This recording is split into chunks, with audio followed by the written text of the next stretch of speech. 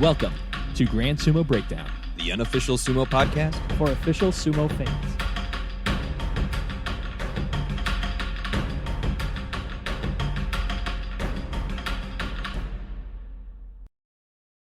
Welcome to Grand Sumo Breakdown. This is Jake. and this is Mac. And we are joined today by two of the elite heavyweights out of California. We have Jose and Yaleidy Galindo. How are you guys doing today? Doing really well. Doing good. Awesome.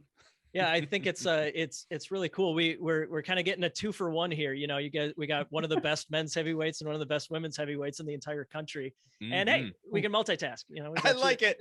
Yeah. Real easy. They live together. We'll just call them up. Two birds, one stone. Let's do it. Yeah. Oh man, efficiency is the name of the game here. But yeah, we so at least from the GSB side of things, we first met you summer 2021 in Austin when you guys both medaled at the 2021 Nationals. Got to see you both again in Vegas in December, but obviously you guys have been wrestling it longer than that. You guys are out of California, the Yamamoto Sumo Dojo. How'd you guys get into it in the first place? What spurred you on that got you both so interested in this? I'm so excited. Well, I actually started out with it first in 2019. It kind of really started. I am a massage therapist and I was working with a chiropractor who was from Japan, and he mentioned sumo wrestling to me. So I was like, oh, okay, that seems interesting. So I kind of YouTubed it and I found the video of Biamba slamming Kelly. That's the one where he like lifts him all the way up and drops him straight on his back. Yeah. Oh. And I'm all like, you know what? I'm like, I think I can do that. Let's see where this goes. Do you have like an athletic background in wrestling or something, or? No wrestling, no martial arts. This is the first martial arts I've done, but I do have a football and track and field, basketball. Oh, sure. I mean, any sport I could play, I would just go out and do it. And I actually grew up in Utah, so I played some like rugby here and there with buddies and stuff like that. So no martial arts, but like all the classic gigantic guy athletics, right? Yeah. Yep. So, yeah, 2019, I reached out to Andrew via email. He told me, hey, we have a tournament in 2 weeks if you want to come out so you can learn the rituals and everything. So I'm like, all right, cool, let's do this. Showed up to practice, got to meet Danny Avila, Takeshi was there, wasn't he? Takeshi, a few other guys. Yeah. So I'm like, all right, let's do this. Tried it, loved practice, and I'm like, all right, I signed up for the tournament and ended up taking second in the US Open in 2019. I was just about to ask, was that the US Open? That was. Yeah. Oh, well, nothing like making your debut. We've talked to a couple other people that have had their sumo debut on one of the biggest one of the other biggest tournaments in North America. So bravo, sir. Real trial by fire there. Well, it was one of those things that I'm like, when I saw it with the Biamba and Kelly, I'm like, oh, it seems like a small little tournament. Cool. I mean, a few hundred people or something. And I showed up to the pyramid first thing in the morning, and I'm like, oh my gosh, it's actually in the pyramid. I thought it was going to be somewhere else at Long Beach. In the parking lot or something, right? I thought it was just going to be a small gymnasium that they use for practice or something. And it turns out 5,000 people, first tournament out. I think it's like my second or third time wearing a Mawashi. Yeah. So I'm just like, you know what? I just want to win one match. That's it. One match and I'll be happy. And I kind of kept that mentality till the medal round. Yeah. Several matches. Take it one match at a time. Yeah. And it worked out great. I mean, I got to go against Robert from Kansas City. Yep. And then I ended up going against Kelly, which was it was surreal when I went against Kelly. I'm like, dude, this is a dude from the video. Yeah, you're right. So can I beat this guy? Like, you're one of the reasons why I came here. Yeah. And then the biggest match I had that day was Hiroki, a former Japanese pro sumo wrestler that I to this day I'll say is my luckiest match I've ever had, and I don't know how my ankle's still intact.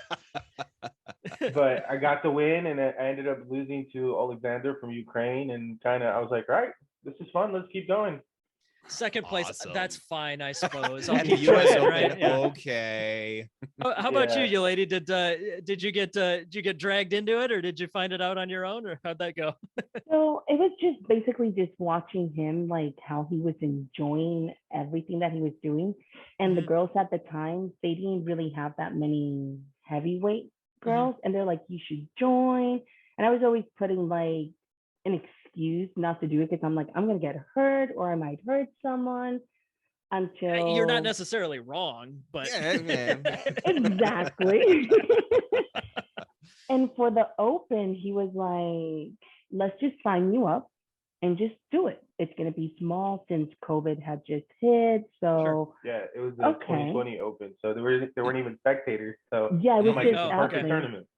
So when I got there, I was like, I'm not going to do this. Nope. I signed up. I'm not going to do this. And I met Christina, which was also her first tournament. And we just hit it off. And I'm like, okay, if she's doing it, then I'm doing it. And yes, the rest is Christina history. strikes again. It's Yeah, just like meeting with her, just the energy she brings. She's like Kizzer out of Dallas. Like just the energy she brings. Like, let's do this. Christina's a hard person not to hit it off with. Yeah. Right? Absolutely. Yeah. No, that's Christina out of Honu Sumo in San Diego. But yeah, so Yamamoto Dojo, you guys are in LA, right there where the tournament's held, right? Yeah. Yeah.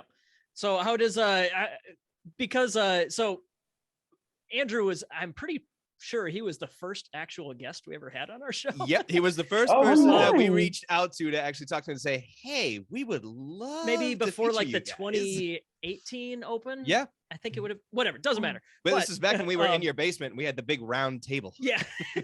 When we were even more amateurish than today. Yes. But anyways, since then we haven't had anybody from your club on the show. So I definitely obviously we want to hear as much as we can about you guys, but I'm also kind of curious about that club. Yeah. I know Andrew's been in the game for ages. You guys have Biamba when he was around was a big part of that club too, and Yamamoto. Tell me a little bit about the club. How do you guys practice? What's your deal? I guess. How does what's your deal? How do you guys prepare, and like I'm just so curious. It's we were saying before, you guys are definitely the biggest club that we haven't talked to in since we've started covering amateur sumo. So I want to know everything I can about that. Absolutely. I'm super curious. Well, with our club, we're one of the more bigger clubs just because Andrew's been going at it for such a long time. So from any practice, we'll have anywhere between 5 to 15 people on any given practice. So a lot of them are people who find it via YouTube or somehow found the sport and they're interested to try it. So our members kind of vary from time to time. Our most consistent ones were pretty good on averaging about like 10. Sure. So, and our practices are very, very traditional because you kind of go off of what Yama was taught in Japan. So there's no music, it's just kind of, we get in, tie up, and we go straight to work. So it's a lot of fun in the sense that we warm up, we stretch, and straight into just practice, straight into bouts. Mm-hmm. And then from there, we'll be slowed down to, okay, hey, you did this better, you could do this better. So it's ours is a lot of just bouts back to back and kind of baptism by fire. You learn while you go. Mm-hmm. Yeah, so, I imagine you take a lot of inspiration from having a former pro wrestler on site, right? Advantage. Oh, it's a big advantage, and we've been blessed to kind of have Yama there, and even when Takeshi was here, to be able to compete with somebody who was a university champion. And I mean, the first time I went against him, in all disclosure, I'm like, I got this guy. He's half my size. I outweighed him, and he flipped me head over foot, like within seconds. And I got up and I told him, teach me that. I want to know that. How do you do that? It's like, hold on, wait a minute here. Yeah. Right. So, and then just going against him, it's a battle because if you get slightly out of position, he's going to throw you. It doesn't matter if you outweigh him or anything. He's just that sound and that good of an athlete. So having him here was amazing. And we were super lucky because not a lot of other athletes in the U.S. have that opportunity. It's good that they're very hands-on. So like once you're in the ring, if there's any little thing that you could improve better, like they'll just come on and they're like, this is what you need to do. Let's do it again. So everyone just gets that chance to have that one-on-one with Yama, which helps a lot. Yeah, that's and he probably was there at Vegas, right? He was there sitting on the side with you guys. That's what I thought. I was like, I remember him because he was watching you guys. He was yelling out stuff. I'm like, holy crap, this guy knows his stuff. Yeah. That was one of my one of my regrets from Vegas was like there was so much for us to do. We didn't get a chance to like sit down with as many people as we wanted to. I think we may have like said hello in passing to Yama, but that was kind of like all that we had time for. Oh man. Yeah, so you mentioned Takeshi. He's a guy that isn't necessarily as well known, but I know he's still a big influence. You mentioned he was like a university champion in Japan, was it? Yep. So does he live in California? Does he train with you all the time? Is he more just like a visitor when he comes by? Well, he was really consistent, kind of basically under Yama in the sense that he was help running practice, but he did move back to Japan, I think, right before the pandemic really hit. So he's out that way, and so I actually think he has a stable going in Japan right now. I thought I saw he's got at least a couple YouTube videos, and at least the stuff on Instagram just shows that he's got his dojo up and running again. Yeah, and he has his page as well where he talks about Grand Sumo in Japan too. I gotcha. That's really cool. I remember we found his Amita Sumo Dojo. Yep, Amita. I think that was the name of the YouTube channel. Yes. He's got some great videos on just basic sumo exercises that I know we've watched that are pretty fun. Well, fun. I was about to say, we got killed ourselves trying to go through some of those exercises. They're a great workout. I mean, yes, they are. No, that's everything. Yeah.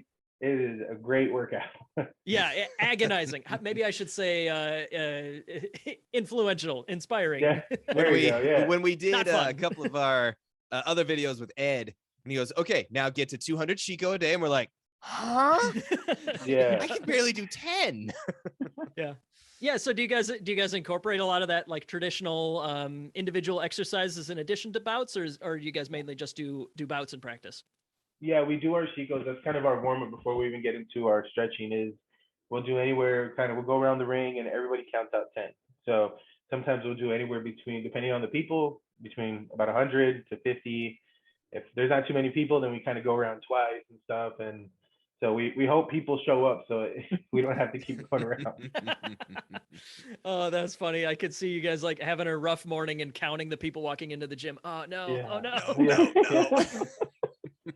Yeah, it's one of those things where like, oh, okay, it's gonna be a good warm up today. But it's one of those things that sometimes with practice you don't want to go, you don't want to practice, but after you're already warmed up and you get your Shikos going, it kind of gets you in that spirit, in that mood. So all right, let's do this. Let's get some matches in. Yeah, that's awesome. Yeah, so you guys, in addition to having some former pro wrestlers there, I know you guys, you also have the Della Torre brothers. Yes. I imagine, Jose, you in particular, they're probably your best competition on a day-to-day basis, right? Oh, I love it when they get to show up because it's just that it's great matches. I always feel like it's that medal round quality of practice when we're going, because it's okay, cool. I win against Gil, now I'm gonna go against Angel, and then sometimes they'll go against each other, and it's just we're all such different in our technique that it helps us get ready for that national stage. Yeah. Yeah, I guess that's like 3 guys out of the top 10 in the same ring practicing every day. That's really cool. And Yaleidy, you have Kellyanne Ball that you square off with? Yes. Is there who else do you get to practice with?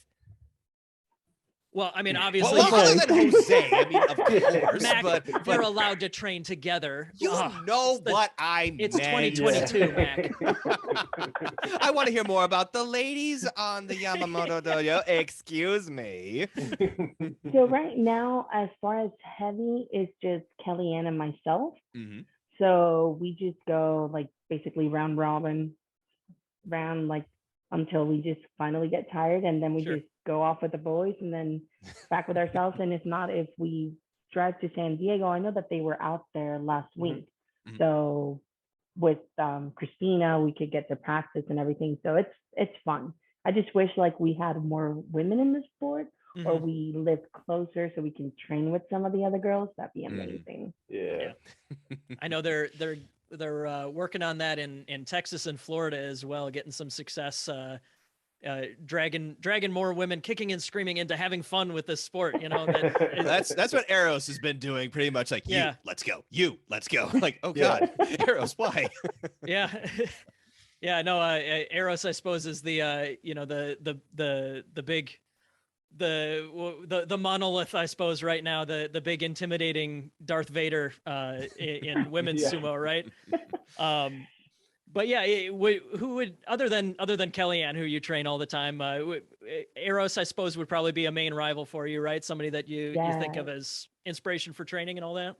She is such a strong and amazing athlete. I honestly wish I had more one-on-one time with her, because like she is strong from head to toe. That woman is a force not to be reckoned with. But yeah, she's the only one who beat you in Vegas. That was but then again, I did Eros.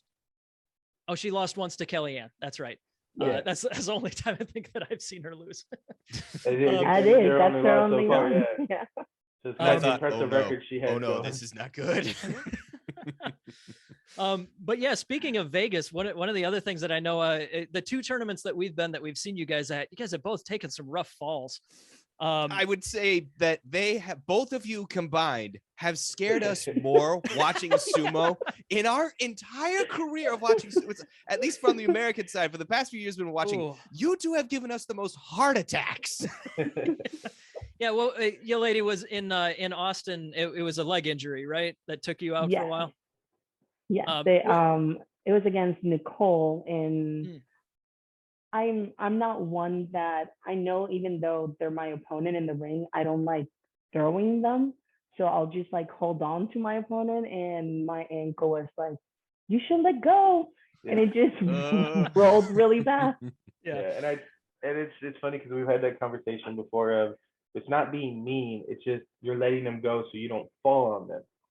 Right? It's getting to learn that, because it's kind of the complete opposite of what you've always been told. You don't push or shove somebody and then let them go, because then it's going to end up bad. But it's something she's getting over slowly. I mean, I tell her, pretend you're hitting me when you hit somebody else. And then she can just let go, right? Bring that energy, and she's like, oh, okay, let's go. And then so that's why when she says she practices with us, because we tell her, I don't know if you guys seen the Ukrainian and the Russian athletes, but they got some women who make me feel pretty small. They've got some real tanks over there that we They're got. also terrifying. Where I'm like, oh wow, there's a lot of power here. And the worst part is that they're my size, but they move like a middleweight, and they're just amazing athletes. Yeah. So I tell her, you got to get used to hitting me and then catching somebody like Justin. Sure. To kind of get ready for them, because that's the kind of the strength and the speed they're hitting you with. So I always tell her, Kelly, just hit me as hard as you can. I mean, I get hit by people like Rob and all these other heavyweights from around the U.S. I can take the hits, but then sometimes I'm walking away going, all right, you guys can ease up a little bit. Okay, I mean, that was enough. Yeah. Yeah, that's like enough. That one hurt. I can feel that one. So, but these girls are just amazing right now, just getting ready for Worlds. They're putting in the work. Yeah, speaking of big hits, Jose, your heart attack you gave us. You had possibly the best match I've ever seen in person against Henry Faleofahi from Hawaii, the eventual undefeated first place men's heavyweight, and possibly the largest man I've ever seen. Yeah, he's a big guy. Yeah, in Vegas though, that one, man, we should find a timestamp on that YouTube video to tweet along with this when we release it. But that match, that was a hell of a match. But then you guys both went upside down by the end of it. Yeah. I mean, we were neither one of us. He collapsed, then you walked off, and then you collapsed. Yeah, it was just one of those things where I'm like, all right, cool, I'm good. I just thought it was like, all right, we went to the ground at the end of it. As soon as they called the mono-ween, I'm like, all right, cool, I'm gonna catch my breath, and I put my hands on my knees. Then I'm like, oh, this is not good. And the last thing I know, I'm looking up, and I'm like, okay, I'm trying to tell everybody, I'm okay. And she tells me, you look like a little cockroach on your back with your arms twitching.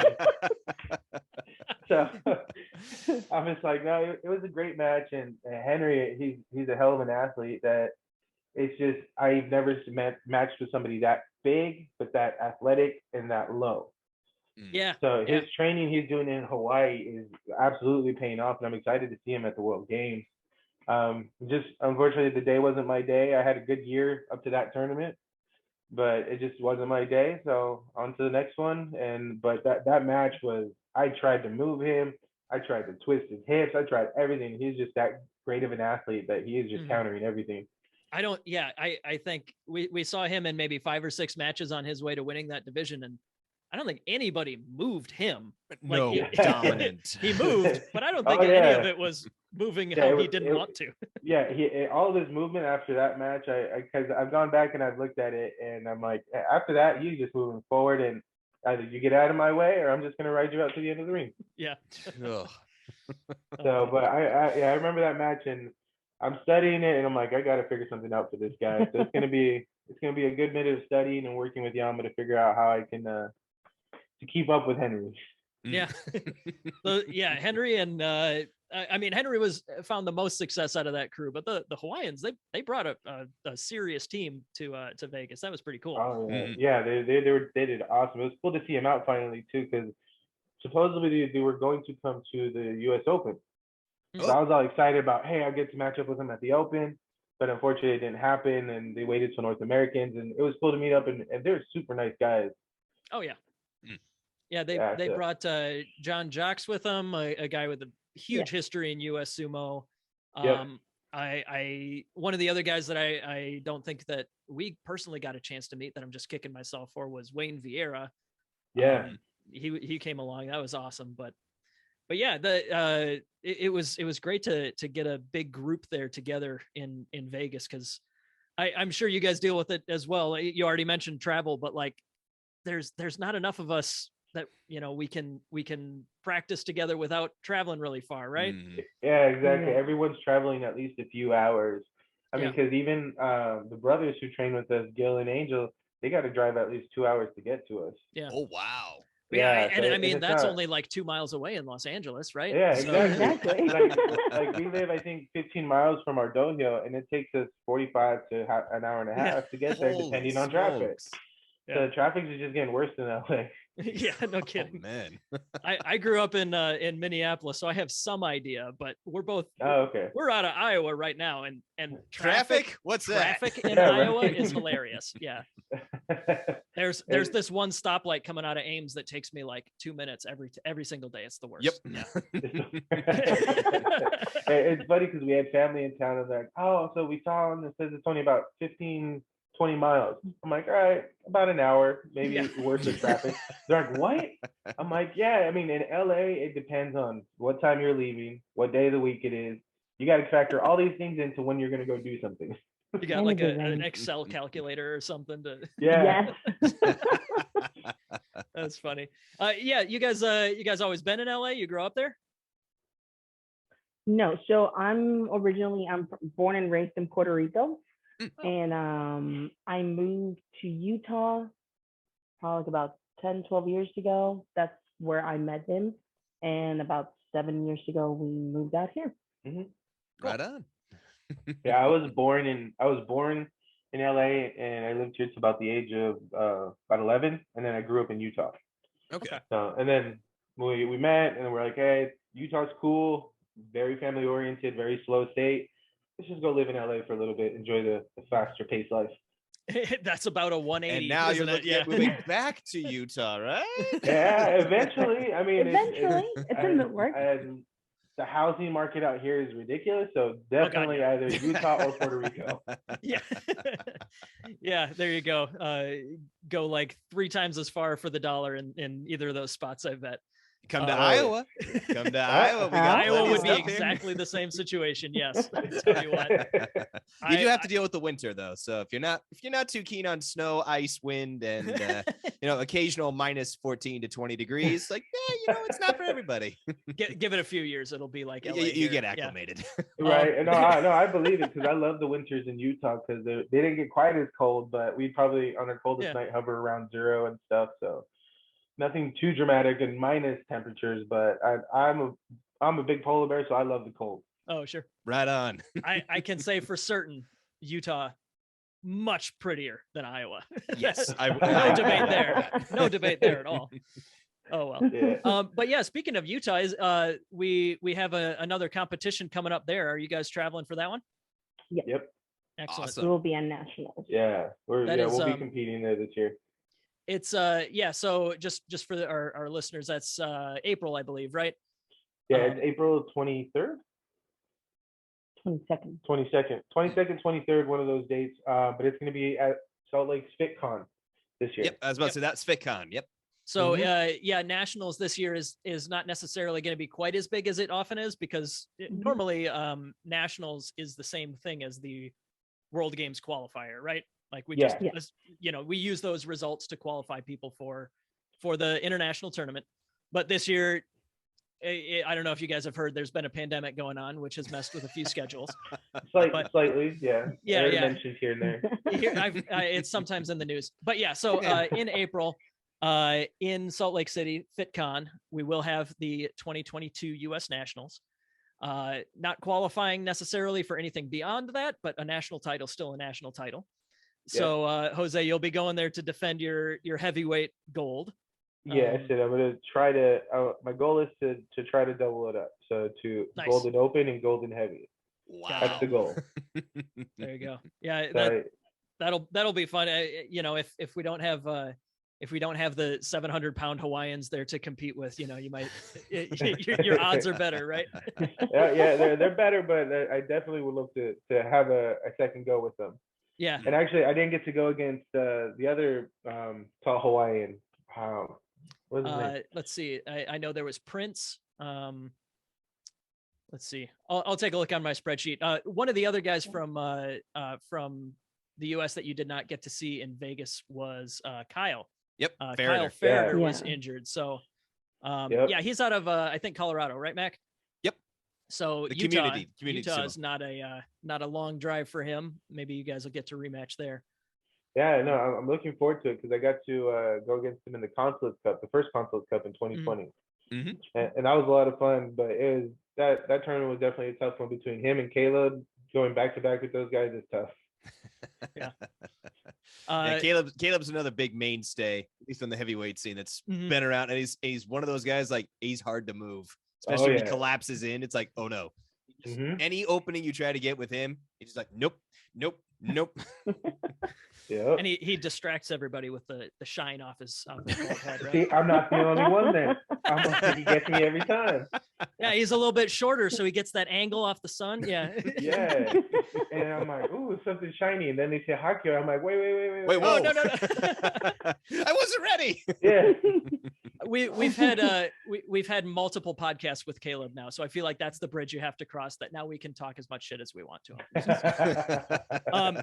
Was Samson Faliofa the other Hawaiian heavyweight you're thinking of? Yes. Yep. I didn't get to go against Samson. I was looking forward to it, but after Henry, I was like, okay, maybe we should slow down a little bit. Had a little bit of a concussion, and maybe sit out the open for today.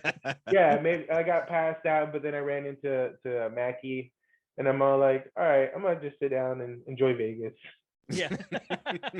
Yeah, you certainly earned a break after that one match. I'll tell you what. Yeah, I mean, looking back at it, it was a great match, and I'm still always super shocked and surprised at it. But it's I love to go back and watch my film, just get better. Yeah. Yeah, I suppose that's getting a little easier over the last couple of years here. We got a little bit more media presence, a lot more stuff getting streamed on YouTube. Just the other day we had the Texas Classic. I think the De La Torre brothers traveled for that one. They actually I'm watching it. I had it going in the background. Oh, hey, there you go. Nice. Hey. It looks like we all have the same homework to work on today. Yes. Yeah, because we had a lightweight go out, Joe Pancetta. U.S. lightweight champion, right? Yep. Yeah. And then both of the brothers went out, and I think they both had a really good tournament. They ran into the new heavyweight out of Dark Circle. Steven? Yes. Yes. Yeah. He's a big guy. No, he's a more recent guy. He just started not too long ago, but he's made a huge impact. Yeah. I always defer to Mac. I'm terrible with names anyways, but Mac has that like a steel trap. I got it. Oh man. Oh, that's funny. So what else do you guys have coming up on the horizon? Other than FitCon and obviously the World Games coming up in July. What are your plans? Anything special you're doing in training or traveling or whatever? No, we don't want them to give away their secrets. Okay.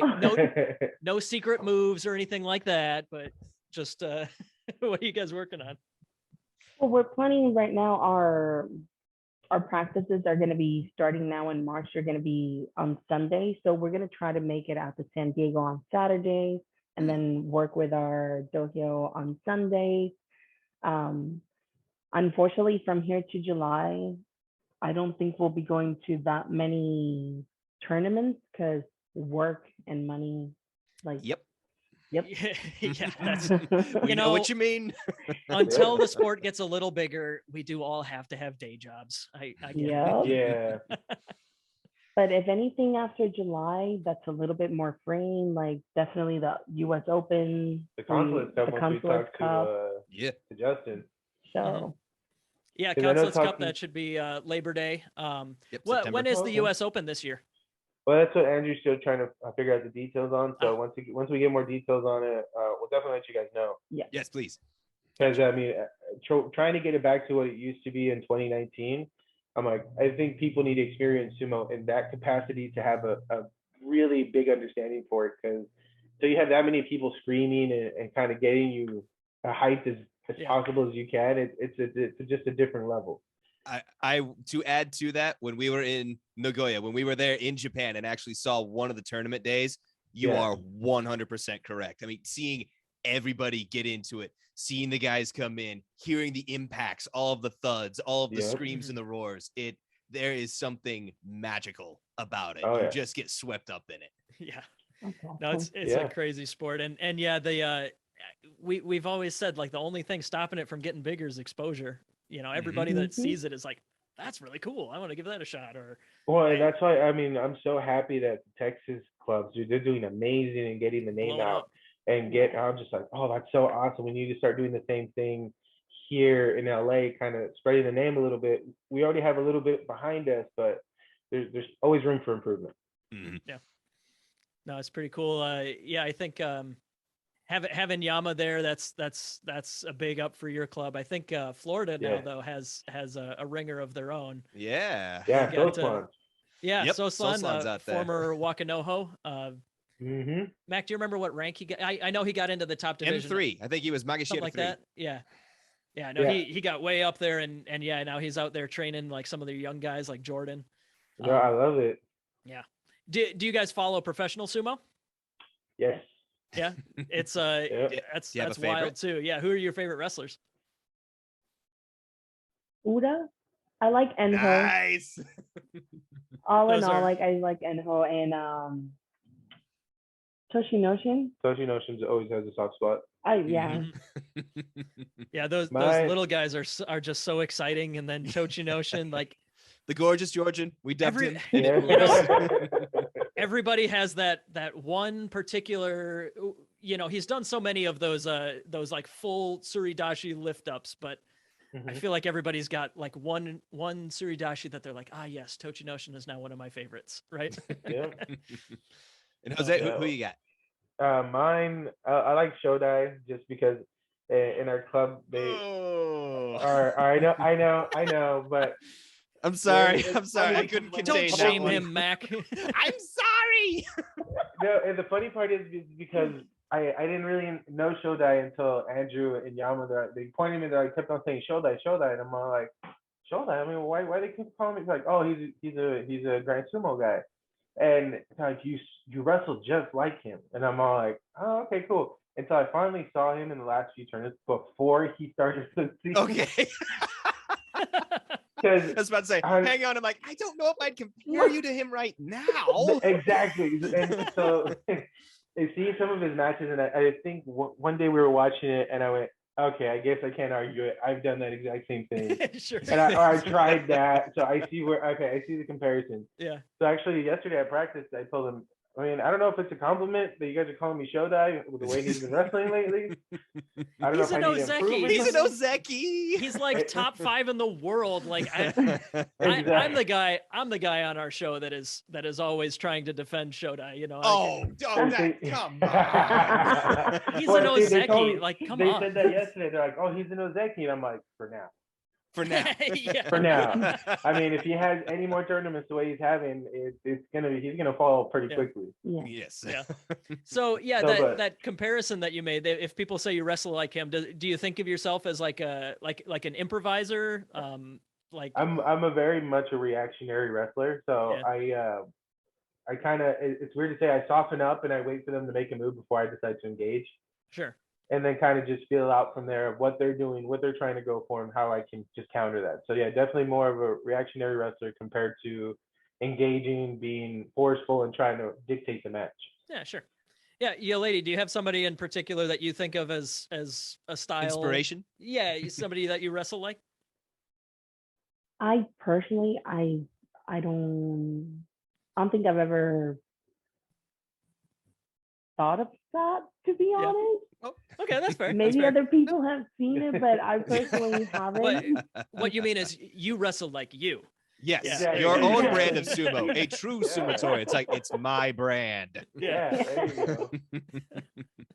Oh, that's awesome. But as for the other wrestlers, I mean, like I said, I like Shodai. Abi's good. Teruno Fuji, obviously making that comeback and getting back to the top, and he was looking pretty dominant there until his last bout show in January. But yes, he was. Yeah. Yeah, sorry, Mac, little bitter. Mac lost out on a bet for that one. Okay. Yeah, I lost because he just choked. It's like, no. Yeah. Why? He's been so good for a couple of years, but yeah, his health just feels like a ticking time bomb, doesn't it? Yeah. Unfortunately, I don't know how much longer those knees are going to hold up. Yeah. We bring that up all the time on the show. It's like those glass knees, like, are they cracking? Like, where are we at? Where's it at right now? Yeah, and sometimes even just watching him wrestle, I'm as much as he's very good at just stopping on a dime, but I'm like, those knees don't have those breaks anymore. So, well, especially in this last one when he jumped off the dojo and just landed. So I'm like, oh. Yep. Yeah, I suppose in amateur sumo we don't have that like 3-foot platform we have to fall off all the time, right? So that's got to be helpful. Well, the only one who does it is the U.S. Open. Oh yeah. Do they raise it for that now? Yeah, they have it elevated, and I remember my first tournament. I was trying to carry out a lightweight in the open division, and I caught my foot on the Tuara, and we both went down. Oh, yikes! Ouch! And that it doesn't look like a very big fall, but when you're falling, it seems like a while. Yeah. You want to experience what it's like to be a Japanese sumotori? Here you go. Yeah. So, but no, it's a little weird being with the elevated. I kind of like it when it's flat, like we have it at nationals, and then we had it at North Americans. But sure. Yeah. Yeah, I mean, you already got well over 6 feet to fall to start with. Like, why? Yeah. Oh man. So. Awesome. Well, yeah, let's say I moved to Los Angeles and I wanted to start sumo wrestling. How would I get a hold of your club? Where can somebody go if they want to find out more about how you guys practice, give it a whirl? Factoring in 2 hours of travel time, even if I'm only 10 to 15 minutes away. If you move within a 10-mile radius so that you can get there once per week or whatever, you know. Yeah. So you would say sumo would be the way to go, because like that's Andrew's website, and it has all the information like dojo, phone number, how to contact, and everything. And he always posts like the newer tournaments, everything that's going on. Also on Instagram as well under USA Sumo. That would be the quickest and fastest way. Yeah. Yeah, and our practices for right now are Saturdays, but starting March we're going to switch back to Sundays. So Sundays 10 a.m. 10 a.m. Anybody want to come out and have some fun? They're always more than welcome to. Awesome. Yeah, I love it. Just because this always throws me for a loop, and like I said, I'm bad with names. I'm bad with websites. USA Sumo is the California club. US Sumo is like the official like governing body. USSF Federation. Right. Yeah. Yes. I have little notes on my Chrome bookmarks to remind me which one is which. Well, it's funny too, because if you put USSF, you'll get the United States Soccer Federation. Oh. So you got to put USSF Sumo to be able to get to the Sumo Federation. So I that was always kind of something that not bothered me, but I always thought it was funny that they tell us USSF, and I'm like, wait, this is soccer. I think I'm in the wrong spot. I'm like, I can't keep up with these guys. Yeah. Now give me the sport where the whole field is 10 feet across, right? Yeah. So I say, no. I want 2 feet of distance between my start point and end point. Let's go. Yeah, that's exactly it. Awesome. All right. Well, I think we'll call it there for today, but thank you guys so much for joining us. We have Jose Galindo, Yaleidy Galindo, two of the elite heavyweights in the entire country. Thank you so much for joining us. Thank you guys for having us.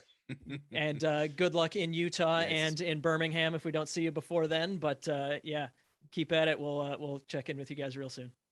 Awesome. All right. Sounds good. You. Thanks, guys. Have a good day. See ya. Thank you for listening to Grand Sumo Breakdown. Until next time, Throw your salt high and keep moving forward.